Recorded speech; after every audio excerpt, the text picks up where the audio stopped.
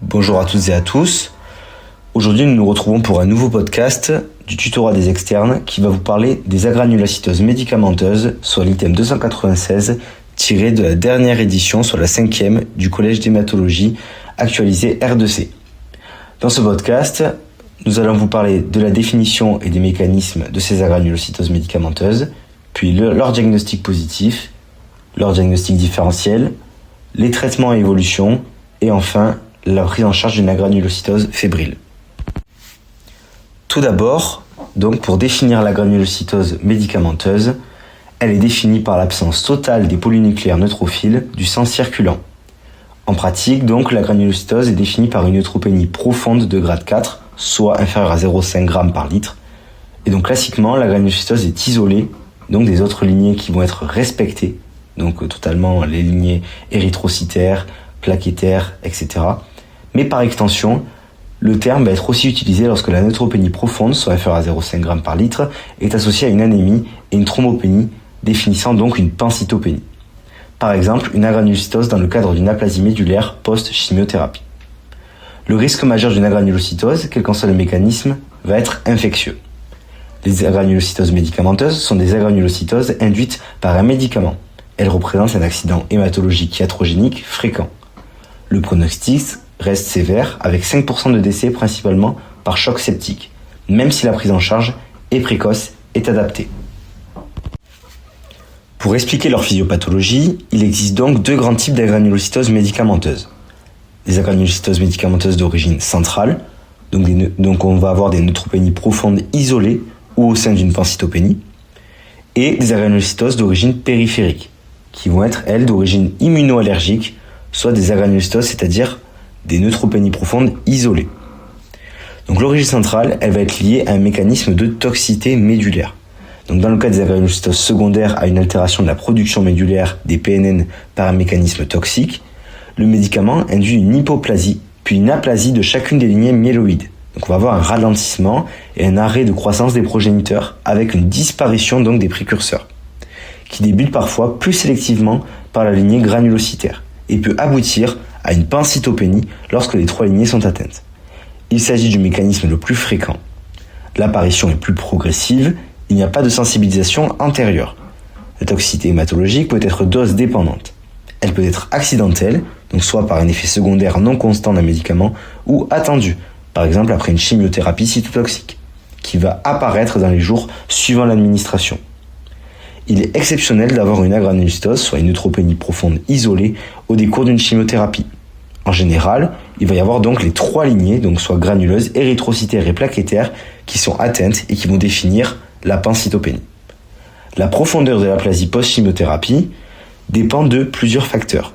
La nature et la dose de la chimiothérapie en elle-même, l'âge du patient et les thérapeutiques antérieures, la maladie causale et son statut, donc qui va être en rémission ou non. Beaucoup plus rarement, certaines agranulocytoses médicamenteuses, pour certains psychotropes notamment, ont une survenue du même type mais non prévisible. Elles ne manifestent aucune tendance à la régression spontanée. Maintenant, nous allons parler donc des origines périphériques qui vont être liées plutôt à un mécanisme immunoallergique, soit une agranulocytose aiguë médicamenteuse. Donc les agranulocytoses aiguës médicamenteuses d'origine périphérique immunoallergique intéressent uniquement la lignée granulocytaire. Les lignées érythrocytaires et plaquettaires ne sont donc pas atteintes. La neutropénie profonde va être isolée.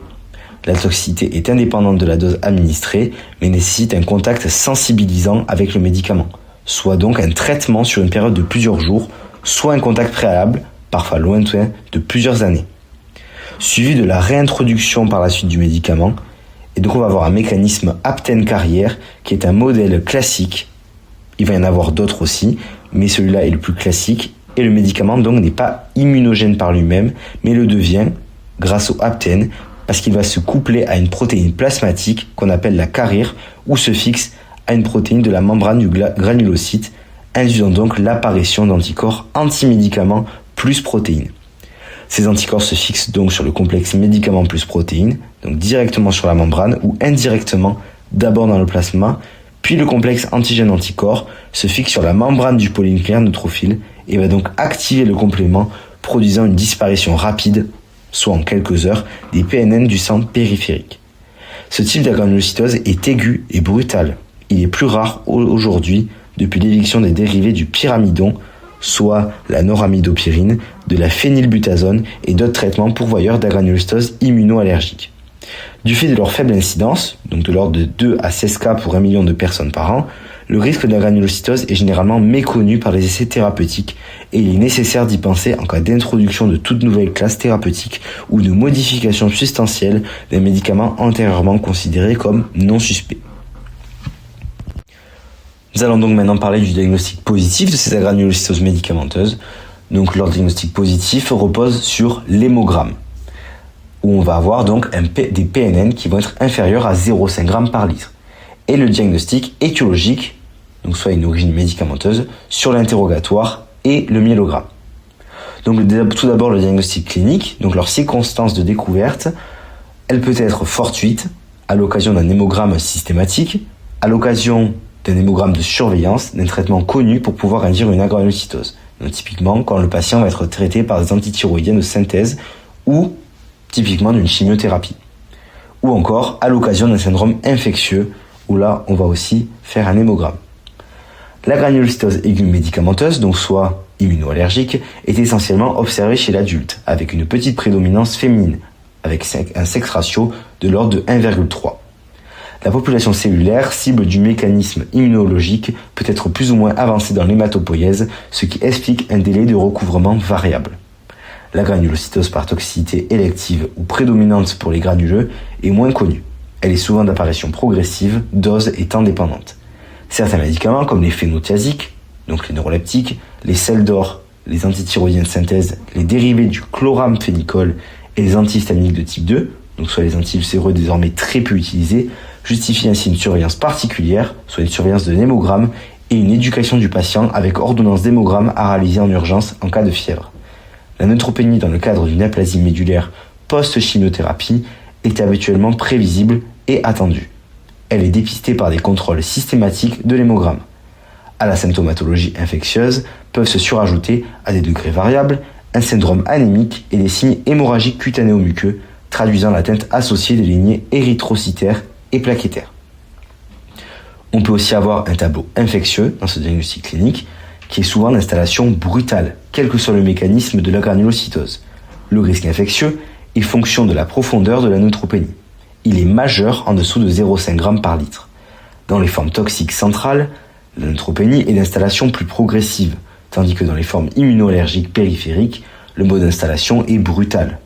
Au cours d'une agranulocytose comme au cours de toute neutropénie inférieure à 0,5 g par litre, la fièvre est définie par une température supérieure à 38,5 degrés, une fois, ou supérieure à 38 degrés à 2 reprises à au moins 1 heure d'intervalle.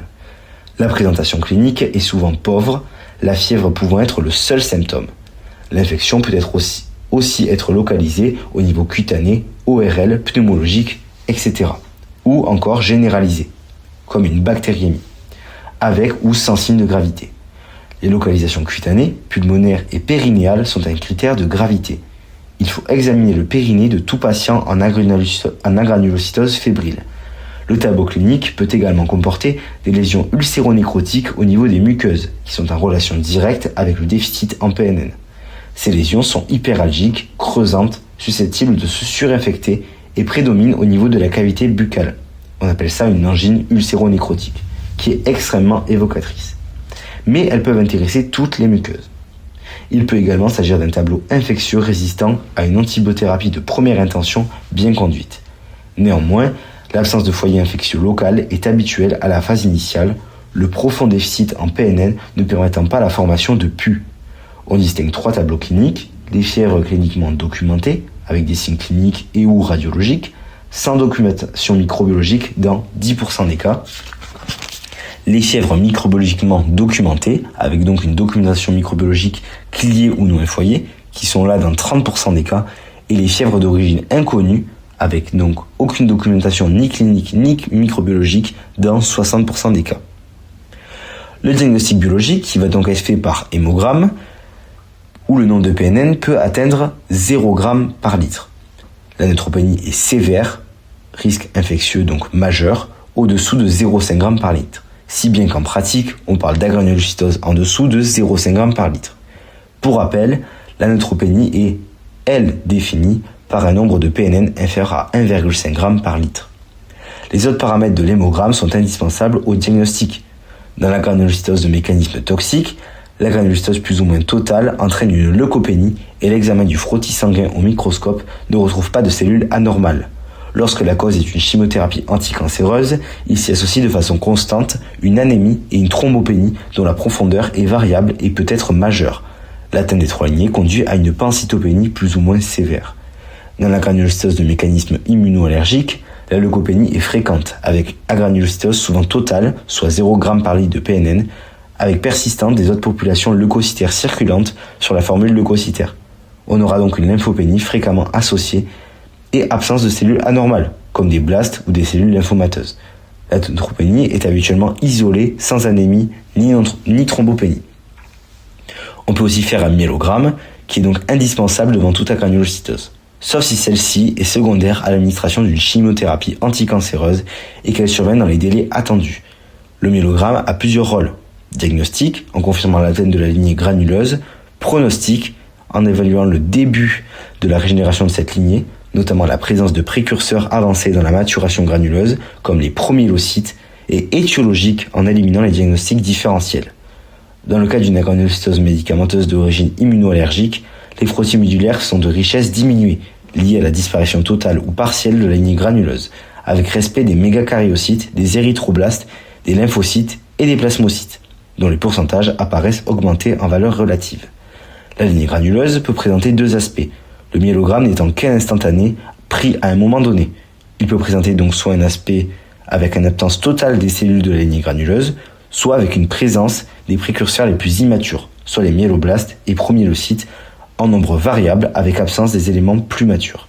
Cet aspect de début de régénération de la lignée granuleuse, correspondant au classique pseudo-blocage de maturation au stade de promyélocyte, permet d'évoquer un début de reprise de la granulopoïèse et donc la possible réapparition de PNN dans les jours à venir. Les promyélocytes, dans ces agranulocytoses, présentent une morphologie habituelle, sans corps ni phagodoyeur, ce qui écarte l'éventualité d'une leucémie aiguë promyélocytaire. La surveillance de l'hémogramme et de la formule leucocytaire est nécessaire. La présence d'une monocytose sanguine ayant un grand intérêt pronostique, puisqu'elle va précéder de 48 heures environ la réapparition des PNN dans le sang. Dans le cas d'une agranulocytose isolée, le diagnostic étiologique est dans la grande majorité des cas posé par l'anamnèse et le myélogramme. La nécessité de recours à la biopsie ostéomédulaire est exceptionnelle dans ce cas. Dans le cas d'une agranulocytose médicamenteuse d'origine toxique, la présence d'une pancytopénie entraînera la réalisation d'un myélogramme, sauf si celle-ci est secondaire à l'administration d'une chimiothérapie anticancéreuse et qu'elle survient dans les délais attendus.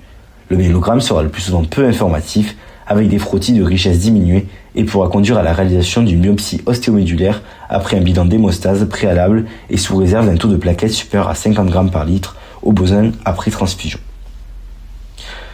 Donc l'enquête étiologique en cas d'agranulocytose aiguë médicamenteuse repose sur l'identification du médicament responsable et repose sur l'interrogatoire du malade et de son entourage et la discussion avec le centre de pharmacovigilance. Elle repose aussi sur de très nombreux médicaments qui peuvent être mis en cause et qui doivent être identifiés, donc typiquement les antibiotiques, les antithyroïdiens de synthèse, les psychotropes, les anticonvulsivants, les antiviraux, les anti-inflammatoires, les antidiabétiques, les antidiurétiques, les antiagrégants plaquettaires, les antalgiques, etc. Tout nouveau médicament peut avoir des effets secondaires encore méconnus. En cas d'agranulocytose immunoallergique liée à un nouveau médicament ou un médicament non connu jusque-là pour en être pourvoyeur, il faut le déclarer à un centre de pharmacovigilance. Les critères d'imputabilité sont établis par les centres de pharmacovigilance auxquels ces accidents doivent être impérativement déclarés. Nous allons donc maintenant parler des diagnostics différentiels de ces agranulocytoses médicamenteuses, qui sont donc des agranulocytoses isolées, sans anémie ni thrombopénie associée et aiguës. Le diagnostic différentiel d'une agranulocytose aiguë médicamenteuse ne se pose guère. Il s'agit en effet de l'étiologie prédominante d'agranulocytose acquise et isolée de l'adulte. Le pronostic est dominé par le risque de sepsis grave allant jusqu'au choc septique avec coagulation intravasculaire disséminée. Dans tous les cas, les rares leucémies aiguës ou syndrome myélodysplasique révélés par une agranulocytose sont diagnostiqués par le myélogramme. Les neutropénies secondaires à un grand nombre d'infections virales atteignent rarement le stade d'agranulocytose. Il est exceptionnel d'être confronté au problème d'une agranulocytose qui est la conséquence et non la cause d'une infection bactérienne sévère. Devant une neutropénie ancienne, stable et sans complications infectieuses, chez des sujets africains, il faut évoquer une neutropénie ethnique bénigne. Parfois profonde, il est exceptionnel que celle-ci atteigne un seuil inférieur à 0,5 g par litre. Il faut donc réaliser une biopsie ostéomédulaire en l'absence de diagnostic établi par l'anamnèse et le myélogramme. Les principales étiologies des neutropénies, on aura donc des causes hématologiques avec un envahissement médulaire par une hémopathie telle qu'une leucémie aiguë, lymphome et syndrome lymphoprolifératif ou encore un myélome. On a les syndromes myélodysplasiques, les aplasies médulaires idiopathiques ou encore la myélofibrose. Et les causes non hématologiques qui sont donc les médicaments, comme les mécanismes toxiques ou immunologiques dont on a parlé, les infections comme les bactériennes, typhoïde, brucellose, bactériémie, etc. ou encore les infections virales par VIH, hépatite, rougeole, grippe, etc. ou encore les parasitaires par le paludisme, la leishmaniose, etc. Les pathologies dissimilitaires comme le lupus, syndrome de Gougerot-Schrögen, syndrome de Felty, etc. Les syndromes d'activation macrophagique et les séquestrations spléniques. La maladie de surcharge, comme la maladie de Gaucher, les neutropénies ethniques bénignes, les neutropénies constitutionnelles, les excès de margination et les envahissements médulaires par un cancer solide. Maintenant, nous allons parler des traitements et des évolutions de ces agranulocytoses. Donc les agranulocytoses dans le cadre d'une aplasie médulaire post-chimiothérapie, la durée de la neutropénie, en général au sein d'une pancytopénie, est très variable, de quelques jours à plusieurs semaines, dépendant de l'intensité de la chimiothérapie délivrée. Les chimiothérapies pour tumeurs d'organes solides, les lymphomes, les myélomes ou autographes de cellules souches hématopoïétiques entraînent des aplasies courtes, inférieures à 7 jours, et peu profondes. Le risque infectieux est uniquement bactérien. Les chimiothérapies de type induction de leucémie aiguë, certaines consolidations de leucémie aiguë myéloïde, l'allogreffe de cellules souches hématopoïétiques entraînent des aplasies plutôt longues, supérieures à 7 jours ici, et profondes. Au risque bactérien s'ajoute alors dans un second temps le risque fongique. Des facteurs de croissance granulocytaire de type GCSF sont parfois prescrits afin de réduire la durée de la neutropénie d'environ 48 heures, soit en prophylaxie primaire ou secondaire en fonction du risque attendu de neutropénie fébrile ou en curatif au moment de la neutropénie fébrile pour diminuer sa durée. Les agranulocytoses médicamenteuses accidentelles toxiques, donc le médicament présumé ici responsable, doit être immédiatement et définitivement arrêté. L'intérêt de recourir aux facteurs de croissance granulocytaire GCSF pour réduire la période d'agranulocytose est controversé. Les agranulocytoses aiguës médicamenteuses immunoallergiques, donc ici le médicament présumé responsable, doit être immédiatement et définitivement arrêté. À l'arrêt du médicament en cause, l'ascension du chiffre des PNN au-delà de 0,5 g par litre, donc qui est la limite suffisante pour contrôler une infection bactérienne avec l'aide de l'antibiothérapie appropriée, se produit d'ordinaire à un délai de 8 à 10 jours. La normalisation est ensuite rapide, parfois précédée par une monocytose, puis une myélémie et une polynucléose neutrophile transitoire dite de rebond. L'intérêt de recourir aux facteurs de croissance granulocytaire GCSF pour réduire la période d'agranulocytose est controversé. Il n'y a pas d'indication à la transfusion de concentré granulocytaire. Le patient doit se voir remettre un certificat relatant l'accident intervenu et proscrivant définitivement le médicament responsable ainsi que les molécules ayant le même principe actif. Toute réintroduction du médicament responsable entraîne un risque de récidive de la granulocytose, ce qui justifie l'éviction définitive du médicament présumé responsable. La mortalité par choc septique, avant la correction de la granulocytose, reste un risque, mais elle est devenue plus rare depuis les progrès de la réanimation hématologique, soit environ 5%. Enfin, nous allons parler donc de la prise en charge d'une agranulocytose fébrile. Donc ici, il s'agit d'une urgence thérapeutique imposant une hospitalisation immédiate avec la mise en œuvre de toutes les mesures d'asepsie appropriées, dont l'hospitalisation en chambre seule. La prise en charge d'une agranulocytose fébrile est la même que celle d'une neutropénie fébrile. Cette attitude peut être modulée en cas de neutropénie post-chimiothérapie de faible risque, soit avec une durée inférieure à 7 jours, à l'absence de critères de gravité et si une surveillance à domicile est possible. Le problème infectieux immédiat est bactérien, dominé par le risque de choc septique avec de la fièvre, tachycardie, marbrure, signes de défaillance multiviscérale, hypotension artérielle nécessitant des amines. En particulier en cas de bactériémie à bacille grave négatif. Le traitement de l'état septique nécessite la pose d'une voie veineuse, la restauration de l'état hémodynamique, l'oxygénation et la mise en place immédiate d'une antibiothérapie à large spectre. L'arrêt du médicament en cause ou présumé est indispensable pour les agranulocytoses immunoallergiques. Après 2 séries d'hémocultures différentielles, sur veine périphérique et sur chambre implantable ou cathéter central le cas échéant, éventuellement associées à d'autres prélèvements bactériologiques orientés par la clinique et à une radiologie thoracique, une antibiothérapie probabiliste par voie veineuse doit être instaurée en urgence sans attendre les résultats des prélèvements. L'antibiothérapie de première ligne doit cibler en priorité les bactéries virulentes les plus fréquentes, c'est-à-dire les bacilles grammes négatifs comme Escherichia coli, Klebsiella, Pseudomonas, et les coccidiogrames positifs courants comme le pneumocoque et autres streptocoques. En l'absence d'antécédents infectieux à des bactéries multirésistantes, donc les BMR, et de voyage en pays à forte endémie de BMR, une monothérapie par bêta-lactamine antipyocianique, comme la céphalosporine anti-pseudomonas ou pénicilline anti-pseudomonas, est débutée. Un anticoccigramme positif type vancomycine n'est débuté qu'en cas de suspicion d'infection de cathéter, d'infection cutanée ou de signe de gravité hémodynamique ou respiratoire. Un aminosine n'est débuté qu'en cas d'instabilité hémodynamique. En cas d'antécédent infectieux de BMR ou de voyage en pays à forte endémie de BMR, l'antibiothérapie probabiliste initiale doit être aussi cibler cette BMR. En cas de positivité des hémocultures, il faut adapter l'antibiothérapie à l'antibiogramme. La conjonction de la sortie d'agranulocytose, donc avec une PNN supérieure à 0,5 g par litre, et d'une apyrexie stable permet l'arrêt de l'antibiothérapie en l'absence de documentation. En cas de documentation, le patient doit recevoir la durée de traitement qu'aurait reçu un patient non neutropénique. Chez les patients présentant une neutropénie profonde de longue durée, avec une induction de leucémie aiguë, certaines consolidations de leucémie aiguë myéloïde, aplasie post-allogreffe de cellules hématopoïétiques, le risque infectieux fongique, candidose, aspergillose invasive, se surajoute au risque bactérien après 7 jours. Une hospitalisation en chambre ventilée par un air stérile avec une pression positive ou flux luminaire dès l'installation des cytopénies permet de minimiser le risque d'infection fongique invasive ultérieure. En cas d'agranulocytose aiguë médicamenteuse ou d'aplasie médulaire après chimiothérapie pour tumeurs solides, lymphome, myélome ou autogreffe de cellules souches hématopoïétiques, la restauration d'un nombre de PNN supérieur à 0,5 g par litre excède rarement une dizaine de jours et le risque de survenue dans un second temps d'infections fongiques invasives, comme des candidoses ou de l'aspergillose, est moindre. Dans le cadre des aplasies post-chimiothérapie, dont la durée attendue est inférieure à 7 jours, une prise en charge ambulatoire par antibiotiques oraux peut être envisagée en l'absence de signes de gravité et sous certaines conditions. La prise en charge initiale et durant les premiers jours d'un malade présentant une agranulocytose médicamenteuse fébrile va donc être une hospitalisation immédiate dès la constatation de l'hyperthermie avec pose d'une voie veineuse, réalisation de 2 séries d'hémoculture, une radiographie de thorax, éventuellement autre prélèvement orienté par la clinique, une monoantibiothérapie empirique par voie intraveineuse par une bêta-lactamine active vis-à-vis du pseudomonas, comme l'uréidopénicilline, céphalosporine de 3e ou 4e génération ou les carbopénem, en urgence sans attendre les résultats des prélèvements. En cas de défaillance hémodynamique, trithérapie par bêta-lactamine anti-pseudomonas, aminoside et glycopeptide qui est la vancomycine. L'antibiothérapie initiale doit tenir compte des antécédents infectieux, comme les colonisations et les infections du patient, ainsi que de la notion de voyage en zone d'endémie de BMR.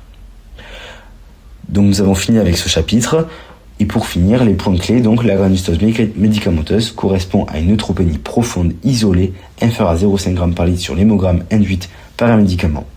Il va exister du coup 2 grands types d'agranulocytose médicamenteuse, qui est la toxique, soit accidentelle, soit attendue après chimiothérapie et le plus souvent au sein d'une pancytopénie, et immunoallergique, qui est le plus souvent imprévisible et de survenue brutale.